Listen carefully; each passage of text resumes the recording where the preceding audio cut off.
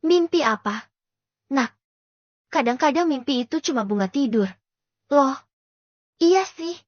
Tapi Maira biasanya jarang mimpiin almarhumah ibu. Oh, ya, memangnya mimpinya gimana? Humaira tak langsung menjawab. Ia mengambil selembar tisu dan mengelapnya di bagian pinggiran mangkok bening yang tebal, lalu melanjutkan pekerjaannya melapisi agar-agar selapis demi selapis agar terlihat indah.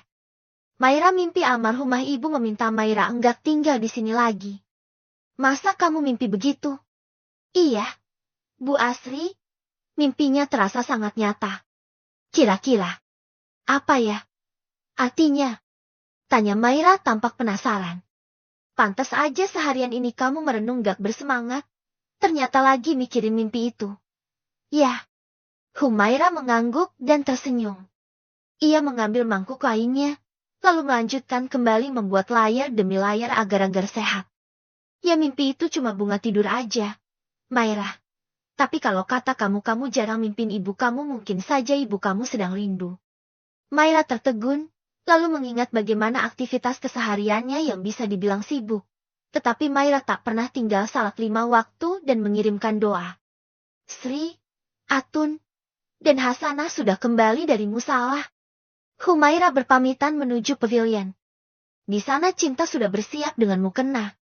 Ibu lama banget. Sih. Maaf ya.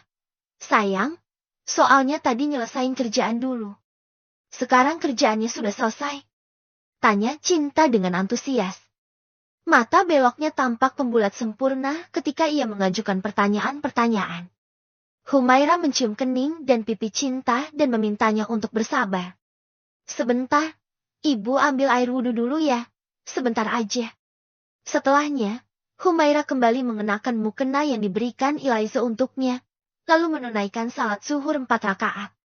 Tak lupa setelahnya ia menengadahkan tangan dengan khusyuk, melamat doa dan pengharapan-pengharapan baik untuk kehidupannya, anaknya, dan juga almarhumah orang tuanya. Kenapa ibu ngelamun? Tanya Cinta mencium punggung tangan Humaira dan memeluknya sangat erat. Keduanya saling membagikan rasa-rasa yang tak bisa dijelaskan dengan kata-kata. Lewat pelukan itu, kesusahan dan kesulitan menguar begitu saja di udara. Ibu cerita dong, ibu lagi mikirin apa? Humaira tersenyum membantu putrinya untuk melipat mukena merah muda dan meletakkannya di tepian kursi kayu di dekat tempat tidur. Humaira menutup pintu dan menguncinya, lalu mengobrol dengan serius. Kalau misalnya kita nggak tinggal di sini lagi gimana? Nah, maksud ibu, tinggal di kontrakan om jahat itu lagi?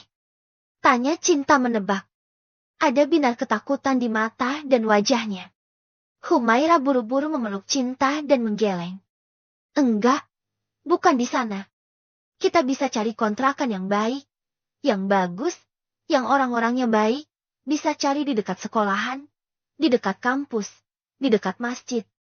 Jangan yang sepi seperti tempat kemarin. Memangnya kalau tinggal di sini kenapa, Bu? Tanya Cinta, berbaring di tempat tidur. Kepalanya beralaskan paha ibunya.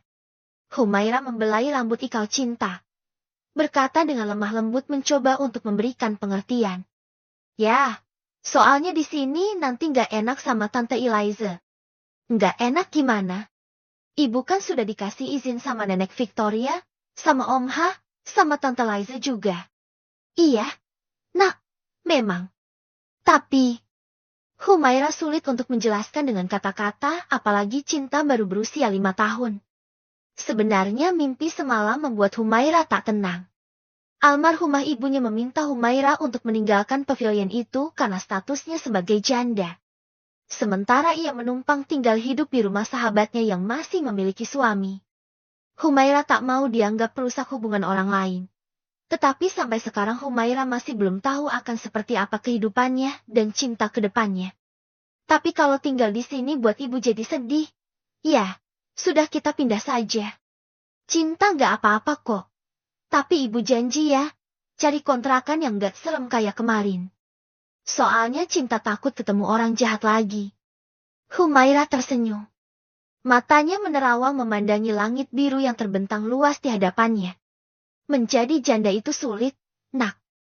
Kamu benar-benar harus bisa menjaga harkat dan martabatmu sebagai seorang wanita. Apalagi zaman sekarang godaan-godaan itu pasti ada. Ibu nggak ingin orang-orang berpikiran yang aneh tentang ibu. Gumam Humaira dalam hati. Beberapa hari mempertimbangkan apa yang menjadi unek-unek hatinya, Humaira akhirnya memutuskan untuk keluar dari rumah itu. Wanita cantik itu tampak menimbang-nimbang segala sesuatunya dengan matang. Ia bahkan sudah salat istihara beberapa kali dan mimpi-mimpi tentang ibunya yang kerap datang dan memintanya untuk meninggalkan rumah itu masih kerap datang. Humaira mempersiapkan sarapan pagi. Bubur gurih dengan taburan bawang goreng yang renyah dan wangi. Ia menolak saat suster Suci dan Ina ingin menyuapi Victoria. Pada hari Minggu pagi itu ke kamar Victoria dengan mengumpulkan keberanian yang ada. Humaira tahu betul Victoria pasti akan kecewa dengan keputusannya. Tok tok tok. Assalamualaikum, Mama. Waalaikumsalam. Loh, Humaira? Tumben kamu nganterin sarapan Mama. Iya, Mah, soalnya udah lama Humaira nggak nyuapin Mama. Ya, ucap wanita itu tersenyum. Humaira memeluk Victoria sangat pelan, hati-hati, dan cukup lama. Victoria bertanya-tanya di dalam hatinya.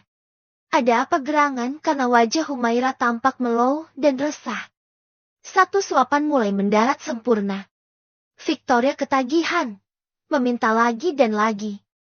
Masakan yang dibuat dengan cinta dan sepenuh hati memang berbeda rasanya.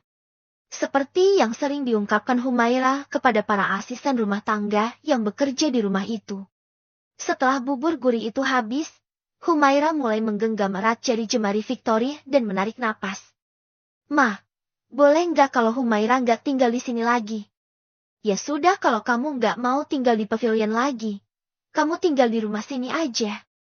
Jetty bisa ketemu sama Mama setiap hari. Ada kamar di dekat ruang kerja Khalid. Enggak, Ma. Enggak. Maksud Maira bukan begitu. Maksudnya Maira nggak mau tinggal di pavilion ataupun di rumah ini. Ucap Humaira berkaca-kaca. Victoria menghela napas. Ia tahu pada akhirnya Humaira akan berkata seperti itu. Kenapa? Kamu nggak nyaman tinggal di sini? Apa Khalid berkata kasar atau yang lain menyakiti hati kamu? Enggak, Ma. Bukan. Bukan seperti itu.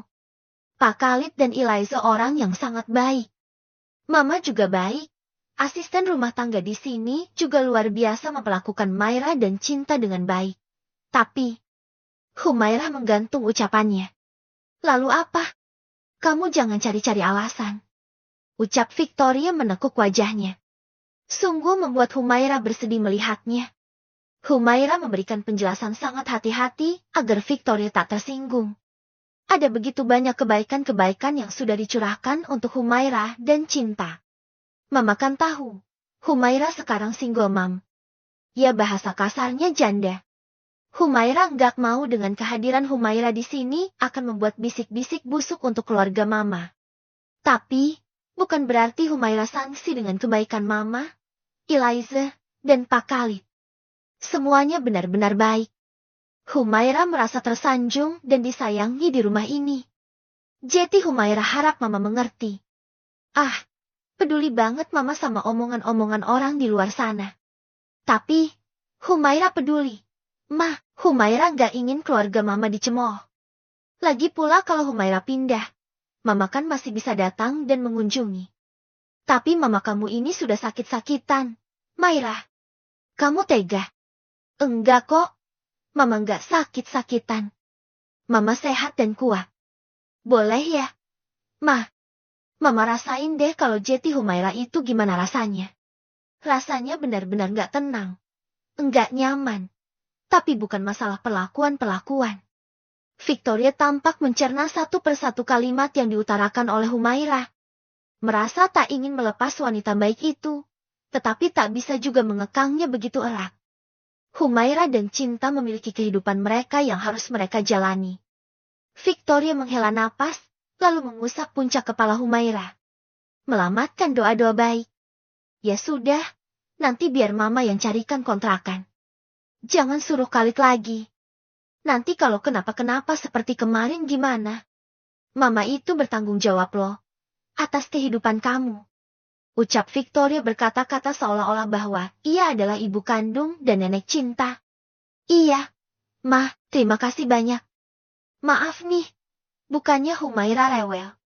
Kalau bisa Mama carikan kontrakan yang ramai ya, Ma, misalnya di dekat sekolah, di dekat kampus, di pasar, atau dimanapun itu.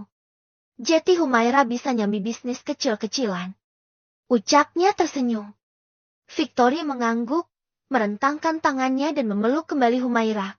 Lalu teringat permintaan Eliza yang mengatakan bahwa ia akan membuka sebuah butik beberapa waktu ke depan. Oh iya, Mama lupa. Gimana kalau kamu ngomong sama Eliza? Ngomong apa? Ma, dia kan minta dimodalin Mama. Katanya mau bangun butik. Kamu kan bisa cari rumah di dekat butik. Kamu panggil Eliza dulu, deh. Humaira tersenyum dan mengangguk. Beranjak menuju kamar Eliza, mengetuk pintu. Eliza tersenyum saat Humaira berada di kamarnya. Tetapi Eliza buru-buru menutup pintu karena ada Khalid di dalam kamar itu. Liz, kamu ditunggu Mama di kamarnya. Katanya ada yang mau dibicarain sama Mama. Ucap Humaira dari ambang pintu. Eliza bergegas keluar. Padahal ia tengah mengobrol dengan Khalid saat itu. Ada apa? Maira? Kok? Tumben-tumben Mama manggil aku.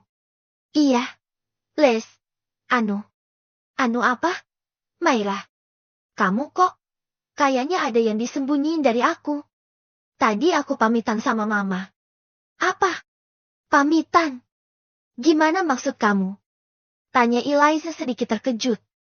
Keduanya mengobrol di ambang pintu. Tadi aku pamitan sama Mama. Aku bilang aku mau pindah dari pavilion. Aku mau cari kontrakan aja. Kamu kok? Enggak cerita-cerita dulu sama aku. Iya. Liz, maafin ya. Soalnya aku enggak mau ngerepotin kalian. Aduh, Maira. Kenapa sih? Kok pikiran seperti itu? Kamu tuh sama sekali enggak ngerepotin. Malahan bantu aku banget. Siapin makanan. Ngurusin Mama. Aku juga jadi bisa ngurusin kerjaan aku yang lain. Ucap Eliza tampak kecewa dengan keputusan Humaira. Humaira mendorong pintu kamar Victoria dan berjalan terlebih dahulu. Tak ingin berdebat lebih lama dengan sahabat baiknya itu. Eliza duduk di tempat tidur, lalu menarik-narik jari jemari ibu mertuanya dan memohon agar Victoria membujuk Humaira supaya tak meninggalkan kediaman mewahnya. Ayolah, Ma, bujukin Humaira supaya Humaira nggak pindah dari sini. Udahlah, Liz. Enggak apa-apa. Jangan seperti itu. Kasihan Mama. Ucap Humaira mencoba untuk melepaskan tarikan-tarikan yang cukup kuat dari tangan Eliza. Eliza melepaskan tangannya, lalu melipat tangan di depan dada. Memasang wajah cemberut dan kesal. Kamu tuh nggak nyusahin. Kamu tuh bawa anugerah dan keberuntungan di rumah ini. Bener enggak? Mah, Victoria mengganggu. Tapi, keputusan Humaira sudah bulat sepertinya. Liz, kita bantu saja carikan kontrakan di dekat butik kamu. Kamu sudah cari-cari tempat? Sudah sih. Mah, ada beberapa tempat. Tapi aku suka satu tempat yang terletak di pinggir jalan dan cukup ramai. Rasanya di sana tempatnya strategis. Nah, kalau begitu Maira nggak perlu cari-cari kontrakan lain. Kamu carikan saja di sana. Dia juga bisa kan jadi karyawan kamu. Eliza sudah hampir setuju dengan pertimbangan-pertimbangan dan segala sesuatu yang sudah direncanakan. Lagi-lagi sebuah ide berlian melintas di kepalanya. Baguslah kalau Humaira keluar dari rumah ini. Aku bisa menjadikannya salah satu kepercayaanku di butik. Aku bisa keluar-keluar dengan bebas. Akan aku serahkan semua pekerjaan-pekerjaan penting. Dengan begitu aku bisa jalan-jalan. Hura-hura pakai uang butik dan senang-senang ketemu berondong-berondong. Biarkan saja dia yang kebingungan dan kesusahan. Gumam Eliza dalam hati. Ya sudah kalau gitu, nanti aku carikan kontrakan. Ya. Kira-kira kapan kamu mau pindah dari sini? Tanya Eliza akhirnya. Siapa? Siapa yang mau pindah dari sini? Tanya Khalid merasa tersinggung karena tak diajak bicara dan tak dimintai pendapatnya. Nyasar. Selama berminggu-minggu Eliza mencari sebuah ruko yang strategis dan bisa dijadikan sebuah butik yang di dekatnya memiliki kontrakan. Akan tetapi, baru pada minggu keempat wanita cantik itu berhasil menemukannya. Eliza sangat senang. Melaporkannya kepada ibu mertuanya dan memberitahukannya kepada Humaira. Besoknya Eliza mengajak Humaira ke bilangan kawasan yang terkenal cukup padat dan ramai. Nah, Humaira, rencananya ruko yang berwarna merah itu yang akan aku sulap menjadi butik muslimah. Lalu, kontrakannya ada di mana? Tanya Humaira tampak tak sabaran. Hah, kamu ini, Maira? Kenapa sih? Buru-buru banget kayaknya. Humaira tersenyum, lalu memeluk tubuh Eliza tiba-tiba. Jangan melo begitu. Aku kan jadi sedih. Walau begitu, Maira kan masih bisa ketemu sama kamu. Liz. Eliza mengangguk dan menyeka ujung matanya. Oh ya, Maira. Daripada kamu ngontrak, gimana kalau kamu tinggal di ruko aja? Emangnya boleh tinggal di ruko? Ya, tentu aja boleh.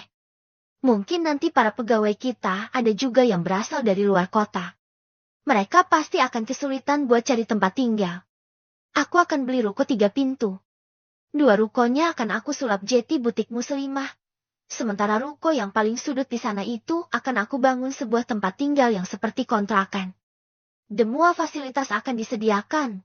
Mulai dari televisi, tempat tidur, kamar mandi yang bagus, air pump yang lancar, listrik yang gak pernah berbunyi tokennya, karena kalian pasti akan menjadi pasukan terdepan di butik muslimah milikku nanti. Terang Eliza panjang lebar. Maira sih, terserah kamu aja, Liz. Ya udah kalau gitu, nanti aku laporin semuanya sama mama. Ya. Tapi, kamu setuju kan tinggal di ruko? Makasih ya, Liz. Humaira mengganggu, lalu kembali mengucapkan terima kasih berulang kali membuat telinga Eliza berdenging-denging. Kayaknya hari ini kamu udah ngucapin terima kasih puluhan kali, deh. Enggak bisa apa kamu bilang yang lain. Humaira tersenyum saat Eliza menggandeng tangannya untuk menyeberang. Di sana mereka bertemu dengan sang pemilik ruko yang ternyata adalah seorang pria yang pernah membuat Eliza kesal. Pria itu datang bersama istrinya, seorang wanita cantik berwajah oriental dengan mata sipit dan kulit tubuh yang benar-benar berkilau. Loh, Adam, kamu pemilik ruko ini? Adam tersenyum, menjabat erat tangan Eliza. Tetapi karena ada Humaira di sana, Eliza pura-pura mengatupkan kedua tangannya di depan dada. Adam tampak memandangi Eliza yang berkerudung dari ujung rambut hingga ujung kakinya. Dalam beberapa bulan, kamu sudah menjelma jadi wanita syalihah. Masya Allah. Ucap Adam tersenyum. Sementara istri Adam nampak bergelayutan. Oh ya, kenalin Rahmita. Aku sudah kenal. Kita udah pernah ketemukan di restoran pinggir pantai. Ucap Eliza ketus. Rahmita tak kalah judesnya dari Eliza. Ia menarik pergelangan tangan Adam dan menjauh dari Eliza dan Humaira. Kenapa sih, Mas? Jual ruko sama mantan kamu itu. Loh, Mas juga kan gak tahu. Kita kan pakai jasa orang lain. Udah, batalin aja. Loh, enggak bisa gitu dong. Sayang. Kan, rukonya udah dibayar mahal. Selama 3 tahun ruko ini nggak pernah laku. Tapi, aku nggak mau. Kamu jangan gitu, sayang. Kan, udah ada tanda setuju. Lagian mau dibuat apa? Ruko jelek begitu. Uangnya kan bisa kamu ambil semua. Ya terus, nanti kamu hubungan sama mantan kamu itu. Bisa-bisa aja kalian selingkuh di belakang aku. Ucap Rahmita terang-terangan dengan volume suara yang sedikit dibesarkan. Tentu saja itu terdengar di telinga Eliza dan Humaira. Dasar istri jelek. Wajah tua, kurus ceking gak ada menarik-menariknya sama sekali. Jangan-jangan Adam menikahi dia cuma karena hartanya aja. Tapi, aku dengar kok kayaknya dia kasih semua uang penjualan ruko ke istrinya. Gumam Eliza dalam hatinya. Eliza terus-terusan menatap tajam ke arah Rahmita yang juga menatapnya tajam.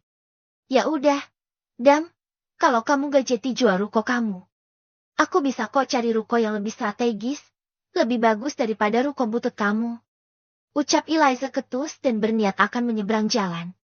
Akan tetapi, Adam menghentikannya. Bersambung.